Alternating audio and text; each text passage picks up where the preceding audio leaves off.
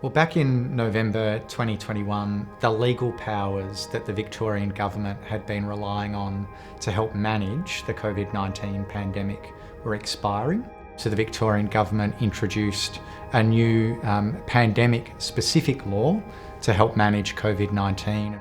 What was wrong with the Victorian government's proposed pandemic law is that it didn't ameliorate any of our concerns that we had seen through the first phase of the pandemic. What we also were seeing was no reform in relation to fines, and that was hugely concerning because you had Aboriginal community members who were being fined regularly but had no ability to appeal that. Victoria's Human Rights Charter was really important to our advocacy in this moment. For example, the Charter says that any person deprived of their liberty, whether they're in prison or whether they're in hotel quarantine, has the right to due process and has the right to humane treatment.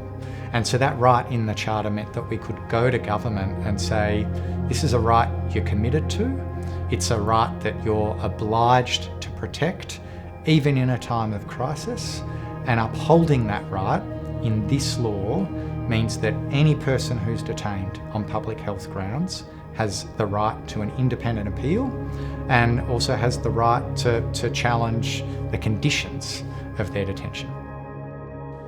If the law had been passed unamended, there would have been numerous negative impacts on Aboriginal community. Already, without these broad-ranging powers, Aboriginal communities are already over-policed, which obviously leads to over-incarceration, but also leads to continuing poverty, child removals, family violence, mental health, all of these aspects and impacts. Although the Charter isn't in regular discourse, whether it be, the pub, the footy field, or, your coffee cart, people are aware of it, and they expect their parliamentarians to at least, at the minimum standard, protect their rights. Any act, any decision taken under this new law has to comply with Victoria's Human Rights Charter.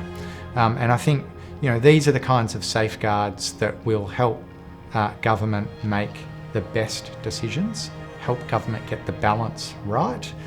They're also the kind of safeguards that in a time of real distress and fear and anxiety, they help build and maintain public trust in the government's public health response, and I think that's really important.